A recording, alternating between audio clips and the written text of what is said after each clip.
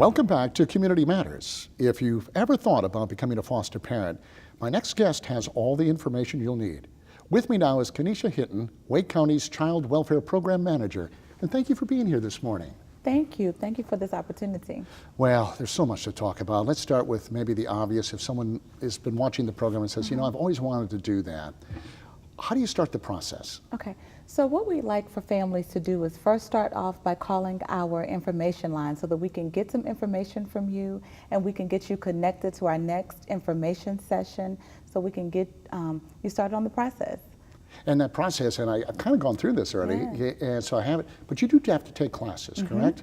Yes. How long are those, and how often do you have to go? So our contact number to find out about the information is 919-212-7474, and they get you connected to the information sessions. Once they do the initial screening, we identify families that are eligible to go into our TIPS MAP class. What does that stand for?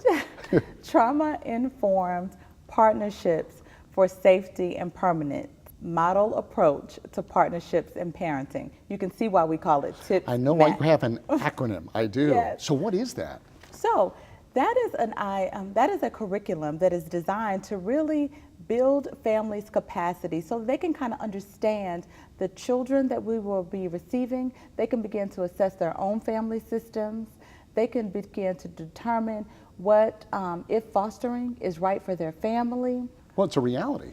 You're faced with reality, because I know, you know, and again, I don't mean to make this about me, but I do have that personal experience. You go in with a mindset and it sounds wonderful. Who wouldn't want to do this, right? But there is the reality of all of this. And when you talk about the kids, let's talk about them for a moment. These are kids that have been in really tough situations. And with that comes some challenges. We talked a little bit about that, you know, in the prior segment, but what do you get into in these classes to prepare these foster parents for whatever challenges they might meet?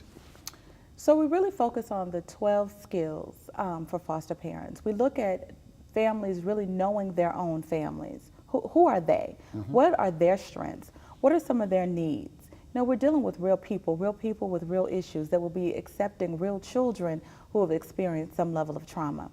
So we look at managing behaviors. We talk with foster parents about how do they manage their own behaviors? How can they help manage the behaviors of their children? How do we ensure that they are safe? How do they protect them? So we do a series of classes that takes about 30 hours. We do a variety of nights, some weekends, so that we can accommodate working families. The children themselves, it's traumatic for them to make this, I'm sure, being pulled from a house, even though it may be an abusive home. Right. And now they're introduced to someone they don't know. How does that process work? So when children come into foster care, you're right, it is traumatic, no matter why they came into care.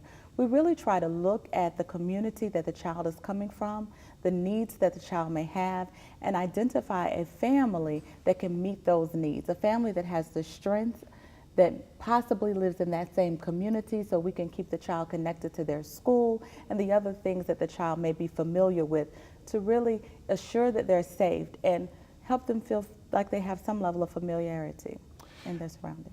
Now, can anybody do this? If you are a capable, stable adult, single, married, if you have a basic financial stability to meet your own needs, if you have time, energy, and a desire to make a difference in the life of a child, fostering may be for you. Well, let me ask you about the difference you make in the life of a child, because you see it. You've seen it. Why don't you paint a picture for us? Maybe there's a case that you can recall, but for folks that are on the edge right now watching us, what kind of difference can you make in a kid's life by fostering? You can help to build a child's dream, right? So some children, when they come into care, they don't necessarily know what being safe at home looks like. They don't know what someone being committed to them looks like. They don't know what knowing where their next meal is going to come from, who's going to pick them up from school.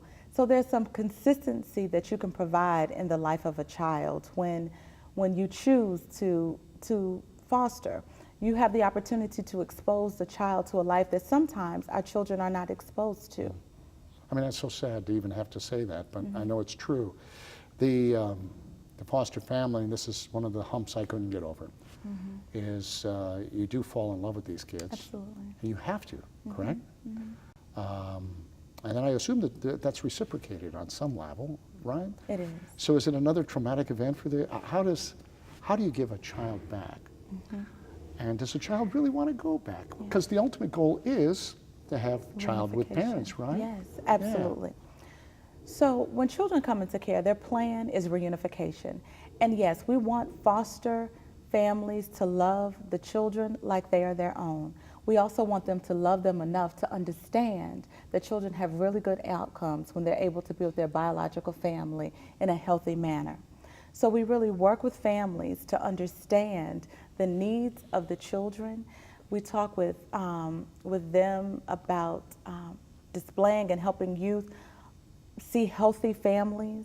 They are able to help transition. They are participating in shared parenting. So just as a child's eyes might light up when they see their foster parent, it does the same thing when they see their biological parent. And when their biological parent has healed and they're in a better place and they can provide, and the foster parent has built a connection with this biological parent, it really makes a difference. So sometimes when children are able to return home, it's not like the foster parent has lost something. It is like they now have an opportunity to see a family that they have helped heal, and this child continuing to have great outcomes and still be able to celebrate their milestones and the joys that the children have. Oh man, how do you not call? I mean, seriously, I mean, what an opportunity to really do something remarkable. Based on this shared parenting, it sounds like just because the child goes back doesn't mean you never see the child again. Absolutely. Many of our foster parents maintain lifelong connections with the children that have been in their homes. They become a part of our children's story, a part of a story that sometimes was a turning point where things were really bad. The parent allowed them to understand things can be better, and it gave the child and the family an opportunity to heal. So we're almost out of time. For the folks who might be watching, give them their sales pitch. Why should they do it? Being a foster parent is about building the hopes and dreams for our children.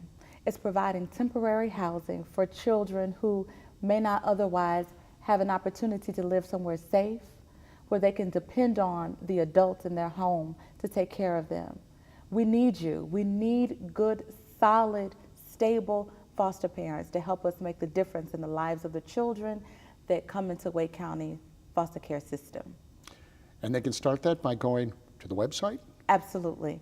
They can go to the website, which is on your screen, www.wakegov.com, and they can call our information line, which is 919-212-7474. Well, thank you for being here and for everything you do.